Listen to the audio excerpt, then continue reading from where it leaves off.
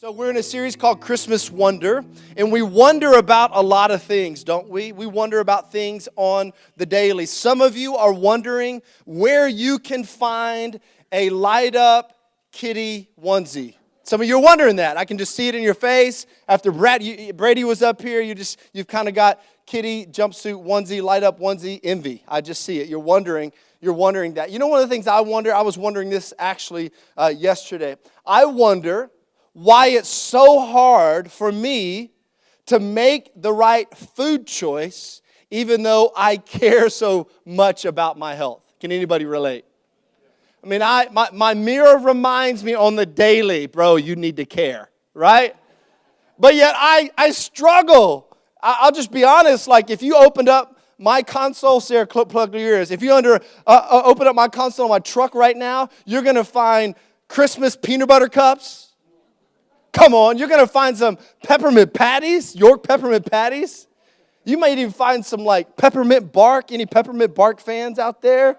Oh my gosh. I know my boys already found it because it's halfway empty and there's wrappers all over my car. But I just wonder, right? We wonder about a lot of things. And in this series, what we're looking at as an illustration is that we wonder in life because so often our frame of reference, which is made up of our life experiences, how we were raised, where we were raised, the things that we've learned, the things that we've experienced, the things that we've done and things that have been done to us, it makes up our frame of reference. And we wonder when our frame of reference doesn't provide all the answers. And so we just have kind of understood together that our frame of reference for every one of us is limited. Before I moved here, I had no idea the beauty of the Northwest. I had no idea what it was like to live in a place that had 4 seasons. Now, I know some of us are like grumbling that it's snowing or raining or whatever it's doing. I'm actually really happy about it because there was a time where my frame of reference was 2 seasons, hot and cold. And that's about it in the South. And so like my frame of reference is being expanded. And in this series, this is what we're inviting everyone to do. We're inviting everyone to bring Jesus into your frame of reference. During this Christmas season, I believe that heaven would invite you and would invite me to bring Jesus into our frame of reference. Now, I know with a crowd this size and in the region that we live, there are some of you who have left the faith. There's some of you who have left church or left religion or however you want to say it, but you've left. And here's why you left. You left because in this part of your life, in this frame, you had something really bad happen to you. And you begin to question, if God is such a loving God, then how could He let this happen? Others of you, you've gone maybe through a divorce, and it's clouded your perspective of love. And because you attach love to God and the person that you thought loved you left you, now all of a sudden you question all love. So some of us today, we literally are walking out on Christianity because our frame of reference, because in our windows there are window panes and we can't help. We like to think we're bigger than that. We like to think that our pains and the way that things have happened to us and come to us don't really impact the way we live our lives, but they do. You know they do. They impact me. They impact you. It's the way that we're wired. And some of you have left, and others of you, your hand's in the door of faith and you're about to walk out. You've seen some pastor fail locally, or maybe you lived in Oregon and you were a part of a church and your family was doing phenomenal, but then something really weird happened at the church, and all of a sudden, as a kid, your parents pulled you out of that church, and you've not been back since until today. And you're kind of looking around and going, I'm not really sure about this. All these things have to do with a lot of things, but here's what I want to rush to tell you. They got nothing to do with Jesus. Most people leave the Christian faith for other things other than Jesus. And so what we're doing is like we want to invite those of you who are leaving the faith, have left the faith, to invite Jesus back into your frame of reference, just to sort of like, hey, give Him a shot. I mean, hey, listen, it's Christmas anyway. You can't avoid the message. It's everywhere you turn. It's on every song that you hear on the radio. So maybe, just maybe, God in this season is wanting to say, hey, give me a try. I know man failed you. I know maybe a church failed you. I know a bad thing happened to you. I know he left you. I know you're questioning love, but try me again. Those of us that are Christ followers, we haven't left the faith. We're not thinking about leaving the faith. Our challenge this Christmas is not to lose the wonder. And so that's why we've been doing 12 days of Christmas wonder. And if you're not following along, I want to just encourage you to do it via Facebook or Instagram. What we're doing, and this is day 7 of 12 days leading up to our Christmas experience, we're going through an exercise where we wonder and then we step in faith. And it's been really neat to see people post about the moments they're having with their kids or things that God's showing them individually. I want to invite you all into that conversation. Go to our Facebook page, comment, let us know each day. What's God teaching you? What is God showing you as you wonder about things like heaven? As you wonder about things like the names given to Jesus, as you wonder about what God wants to do in and through you to change your world, to change your relational world, to change this city, to change this region. That's what this 12 days of Christmas wonder is all about. And I just want to just challenge you, those of you that are Christ followers, to come into the Christmas story with a sense of wonder, with a sense of what if, instead of a sense of I've heard it all before and what new is there to learn, but that you would approach it with a freshness and a faith. So as Christians, this is what we hold true to. This is what we believe. Christians believe that God became man. El Gabor is the Hebrew name. The God-man, mighty God. He became the God-man so that you and I could have a way to him relationally. The Christian faith believes that Jesus came on this side of our window. And it's an amazing story that so often, I think those of us that are Christ followers, maybe we take for granted. And those of us that are kicking the tires of Christianity, or those of us that maybe are walking away from the faith, I think oftentimes is misunderstood. We don't really understand fully. And so today what I'm hoping to do is I'm hoping to unpack the idea of what it means to walk in faith, to actually have faith in Christ, to have a relationship with him. For some of you, you need to stand in awe and wonder about that afresh and new. And others of you, you need to get clarity because you've made faith something it's not. You've been told that faith in Christianity is one thing, and here's why you're struggling with it. Because you've been told maybe somewhere, maybe it was a church, maybe it was a college, maybe it was a Bible study they're in, maybe it was in a setting like this, but somebody told you that if you're going to follow Christ, then maybe bad things shouldn't happen to you. That if you had the faith, then you prayed about it enough that things would change. And where this collides for you is that you are in a situation where you need a miracle to take place. You were in a situation where you wanted something in your life to change. I know for me growing up, when I became a Christ follower, conflict was for me is my mom was an alcoholic. She loved God. She was a Christ follower, but she was an alcoholic. She was addicted to alcohol. And so I began to pray. And listen, I got around people that prayed. And I got around people that prayed loud. Y'all know some people that prayed loud? And they pray powerfully. And they pray passionately. And you know what? Guess what? I came home every day and guess what I found? My mom was still drunk. And so there was a short season of my life where I was like, whoa, wait a minute. Is it because I don't have faith? Is my faith not strong enough? And this is why some of us are thinking about leaving. Because hard thing has happened. And I would just rush to say that the original version of Christianity did not and does not require you to pretend that bad things don't happen. It does not and did not require you to live your life in a way that says, I've just got to pretend that this divorce didn't happen. I just have to pretend that this just didn't happen to me. I don't have to pretend that this tragedy, this thing that makes no sense that happened in the world that we see on the news, we almost see something daily that shakes our soul, don't we? The original version of Christianity doesn't require you to deny that and to pretend it's not there. But the version of faith that some churches or some preachers or some, I think, maybe well-meaning people have presented is the faith that says if you just pray loud enough, strong enough, and believe enough, that it will change. And I believe that God is able. My mom was healed of alcoholism, by the way. So I know that He's able. But I also know people in my life, they've prayed passionately, they prayed fervently, and their situation didn't change. What do I do?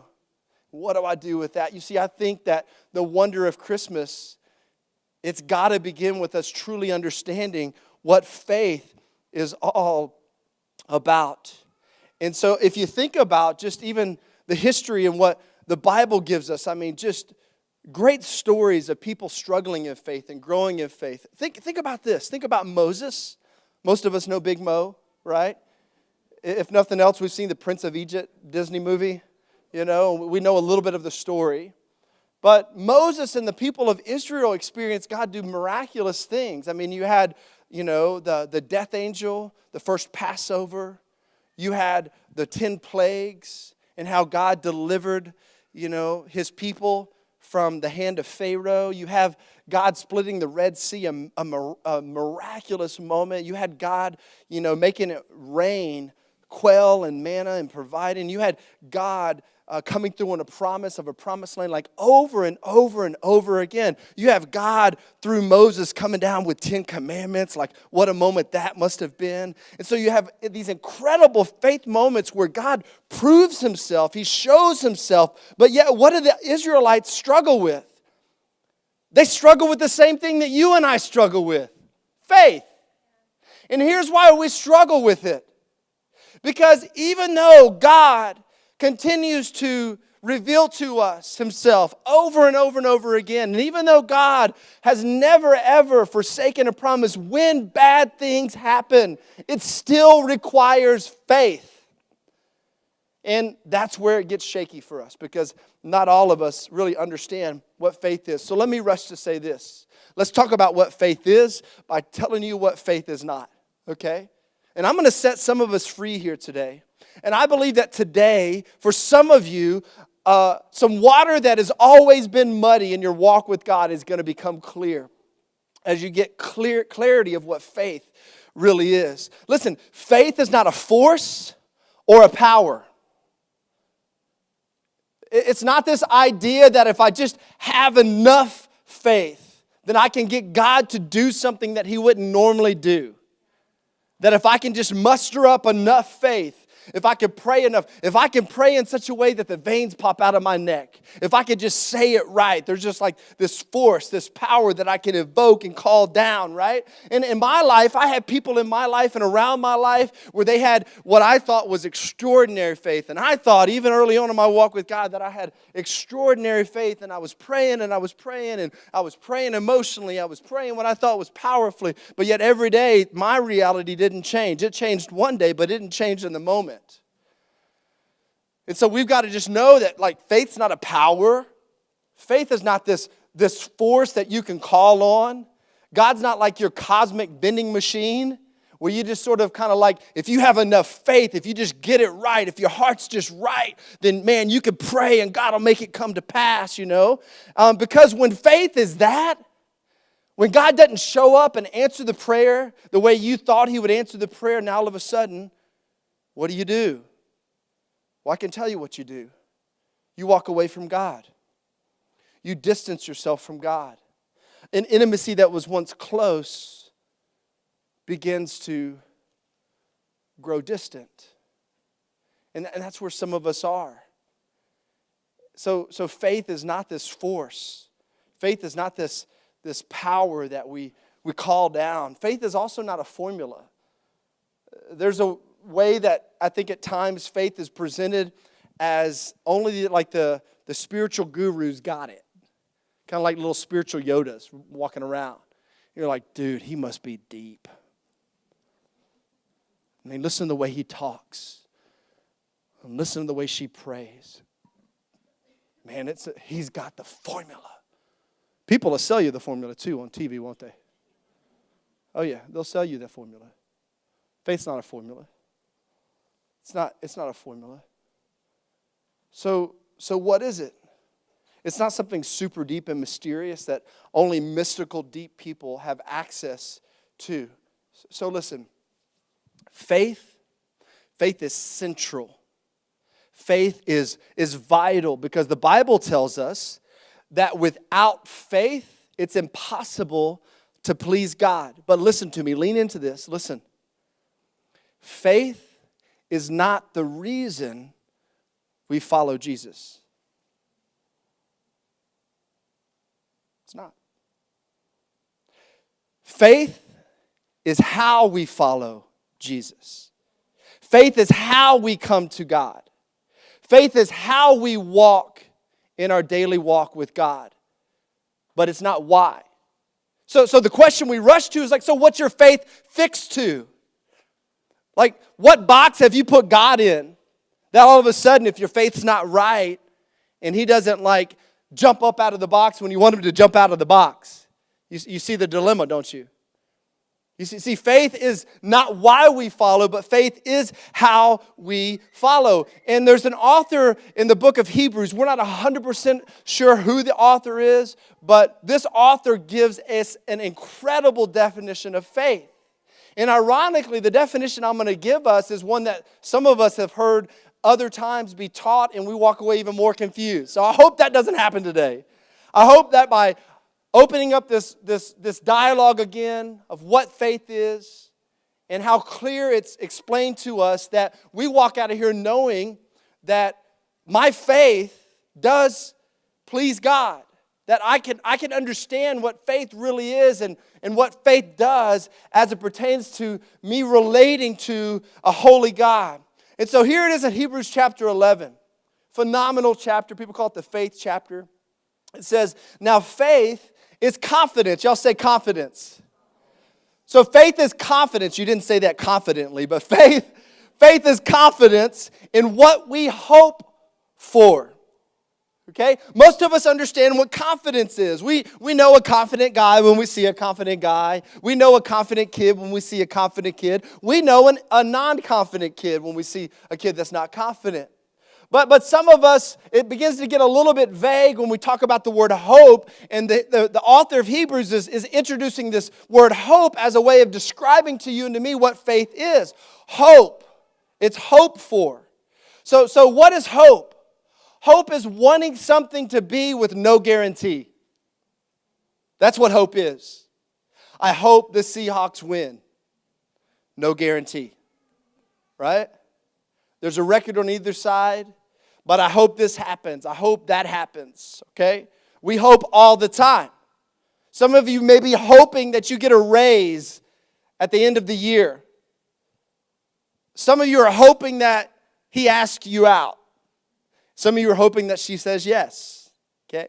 These are all things that hope. There's some students here, you're hoping you get a Nintendo Switch for Christmas. You're hoping, right? You've got this hope. So, get this. Faith happens. This is where faith comes in. Faith happens when a hope so becomes confidence that it will be so. All right? Just follow the logic. I'm hoping I'm making it clearer, not muddier. Okay? Faith happens, faith takes place when a hope so. I hope she says yes. I hope I get a raise. I hope I get the Nintendo Switch. I hope I catch a big fish. That's my life passion, right? I hope. Faith happens when a hope so becomes confidence that it will be so. So what has to happen for a hope so to become a be so? What has to happen? Look at it real quick. Again, back in verse 1. It's confidence in what we hope for and assurance about what we do not see. So here it is. How does hope so become a become so? How does it shift to that? And how does it become faith? Well, what if tomorrow when you go to work, your boss calls you in and he or she says to you, I bet you've been hoping for a raise. And you say, yes, ma'am, I have been hoping for a raise. Well, guess what? Starting in your next pay period, you're going to get a raise. Now, all of a sudden, a hope so shifts to a be so, right? Now, I want you to understand the difference here. Do you have the check in your hand yet? No. But you now have confidence. What you're going to do is you're going to go home and you're not going to tell your wife, babe, guess what? I hope I got a raise. No, you're going to go home and say, guess what? My boss said that I'm getting a raise. And all of a sudden, you've got faith. You got faith in your boss that your boss is going to come through. Because why? Because for the most part, I hope this is true for you, every time payday came around, there was a paycheck for you. So there's a promise, but there's a promise that continues. So for there to be faith, for hope to become a be so, there has to be a promise. And this is what's amazing about the Christmas story, because there is a great promise. Okay? Listen, we don't believe God because of faith. We don't believe in Jesus because of faith. Faith is believing God is who He says He is, and He will do what He says He will do. Faith is believing Jesus is who He says He is, and He will do what He says He will do. But our dilemma is, again, we figure like, oh, well, faith just means like mindlessly trusting. Check your brain at the door, blind faith, just sort of like, hopefully, like the Indiana Jones old movie, when I step out, something's going to be there when I land. Like that's our perspective of faith. But yet Jesus Himself even said to His followers, listen guys, if you're having a hard time following me, based off of even the things that I'm saying, at least trust in the evidence. And what is He talking about? Trust in the things that you've seen. Trust in the promises fulfilled. Trust in the promises that my Father gave to the ancients that have been fulfilled to this day through me. Like, trust that. So Christianity is not a check your brain at the door moment. There's plenty of evidence, and we looked at some of that last week, of some of the prophecies fulfilled. So it's not just based off of evidence, though. It still requires faith, and it's a growing thing. Now look at what it says in combining verse 1 and verse 2 in Hebrews chapter 11. Now faith is confidence in what we hope for and assurance about what we do not see. This is what the ancients were commended for.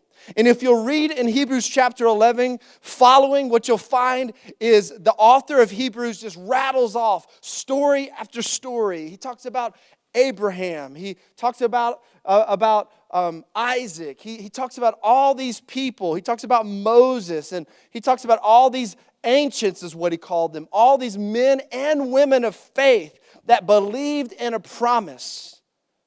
And he says, and they were commended for what? They were commended for their faith. So let's talk about Abraham for a second. How many of you guys have ever heard of that guy? Abraham, just raise your hand real quick. Okay. Most of us, half of us maybe, I don't know. A lot of us have heard of Abraham. Well, Abraham is a guy that God made a promise to. He began a covenant relationship with a guy named Abraham. And He told Abraham, He said, Abraham, I want you to leave the land. And listen, this is important because this leads us to the Christmas story. I want you to leave the land that you're comfortable in and go to one that you do not know. But attached to the ask is a promise. And He gives him a promise. And we're actually living in the fulfillment of that promise right now. You see, God made a promise to Abraham some 2,000 years prior to Jesus being born. And Jesus is actually a fulfillment of part of that promise as well. Let's look at the promise just real quickly in Genesis chapter 12. It says, I will make you a great nation. Okay? This is God talking to Abraham. Now, this was an unusual moment. God is interrupting what was, seemingly a long time of silence. And He comes to Abraham and He makes him this promise, and they enter into a covenant relationship. So He says, I'll make you a great nation, and I will bless you, and I will make your name great, and you will be a blessing. Now, this just makes sense, to me at least. If you become a great nation, I would consider you blessed. Anybody else become a great nation here today?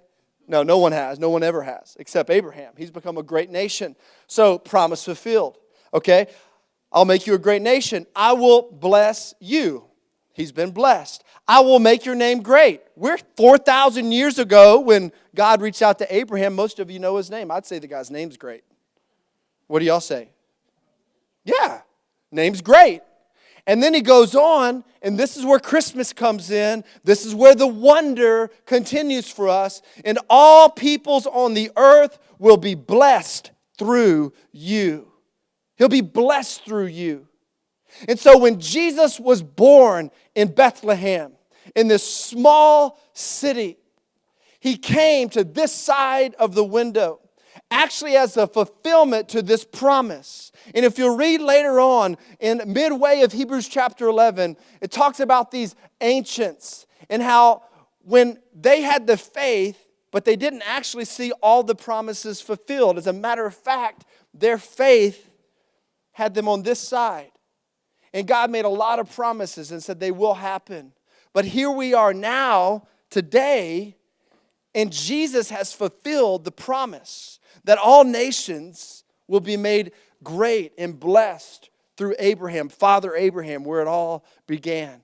It all comes from that lineage and that line. It's an unbelievable story. And the evidence that Jesus is who he says he is, and that Jesus did what he says he could do and would do, you can't argue it. It's there. Do the research. Don't just believe some talking head. Don't even just believe me. Do the research for yourself. The Bible will continue to hold up to the scrutiny of what we would call the educational elite. It always has. It it'll hold up to all of it. So there is evidence, but it still requires faith. And in closing, there's one story in Luke where the Dr. Luke gives us like a picture of what happened when Jesus was here on the planet and the kind of life that he lived and things that he did. He wrote one of the Gospels, Matthew, Mark, Luke. And one of the greatest stories of what it means to walk in faith is a story of a leper that Jesus comes into contact with. And this leper comes to Jesus, and you can look at it in Luke chapter 5. It's this leper approaches Jesus with great potential in his voice. And he says this, Lord, if you're willing, you can make me clean. Now, how is there faith in that question? Well, let me ask you this. Why do you think this leper thinks that Jesus could heal him? Is it just sort of like blind faith that this leper kind of walks up to a random guy on the street and says, if you're able to, you can heal me? No. You know what happened? This leper, he heard and maybe even saw Jesus heal somebody else. So now a hope so shifts to the potential of a be so. And what activates it is his faith. And this is what God wants from us. He wants our faith. He simply wants our belief that I believe you can do what you say you can do. I believe you are who you say you are. And in Luke chapter 5, verse 13, Jesus reached out his hand and touched the man. And he says, I am willing, be clean. And immediately the leprosy left him. And this man became clean. And this man, Scripture indicates and hints to that he became a Christ follower this day. He became a believer in Jesus. He stepped out in faith. It's wonder plus faith. It's wonder. I wonder if he could heal me. He's healed other people. I wonder if he could change my marriage. He's changed my friend's marriage. Christ follower, this is why your testimony is so important. Because your testimony creates wonder. And they go, I wonder, like, he was healed. And I used to party with that guy. And if he's not addicted, I wonder if I can break mine. I wonder if God can change me. In One Place Church, let's never, ever, ever be a people that keep it hard, or make it hard for lepers to show up here on Sundays? Come on, I'm just letting you know right now that anyone's welcome here. Everyone's welcome here. Everyone. I don't care what their hang-up is. I don't care what their lifestyle is.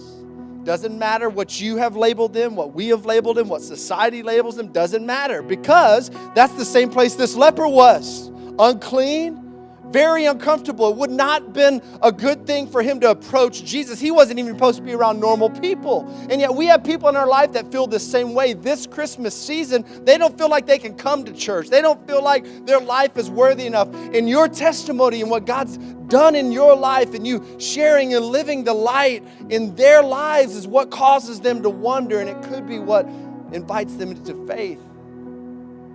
Like your life could be the proof. Your life could be some of the evidence, okay? That's what this is. That's what's happening here, by the way. Well, what God is doing here at One Place Church is not because of what's happening up here. It's what's happening out here.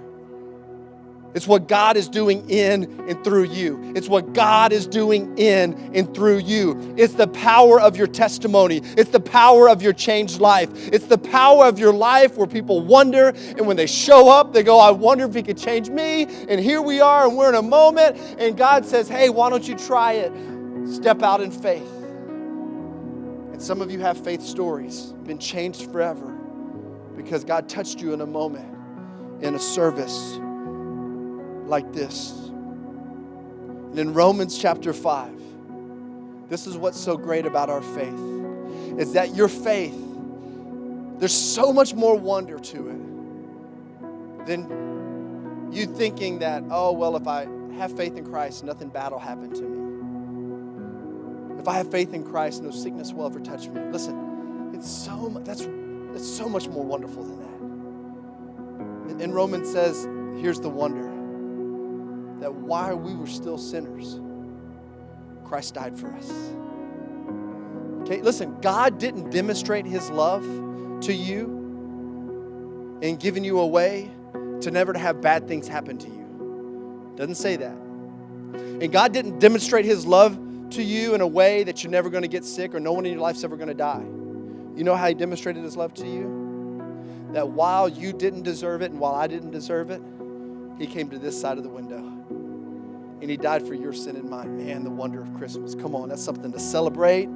The wonder of Christmas that Christ came down. And so here it is, okay? Here it is. This is the way it all adds up. Listen, it's wonder. What if He could change my life, just like the leper? I wonder, and there's things in your life that you're wondering. I wonder, will I ever change? I wonder if God will ever do this. I wonder if my marriage will ever look the same. I wonder if I'll ever have enough. I wonder. And to you, that person of wonder, faith extends her hand. So faith is supposed to lead to wonder, and wonder is supposed to lead to faith. And there's an equation, wonder plus faith plus wonder plus faith. What is it? It leads to confidence. Walk with God long enough. Wonder about God long enough. Trust God long enough, and you're going to have confidence, and you're going to begin to walk in faith. And do you know what confidence produces? More wonder. And more wonder produces more faith. And more faith produces more wonder. And on it goes. And we can have a confidence that God is who He says He is. Why don't you bow your heads and close your eyes as we just wonder about this truth. And we consider that God is a life-changing, soul-altering God. And that in this moment, the things that we wonder, He's just asking us to step out in faith. He's asking us to trust and to believe that He's got us and that He loves us. So I wonder what you wonder today. What are you wondering about? Ask God in faith. Believe Him to do it. Ask God to change your heart. Ask God to change your life.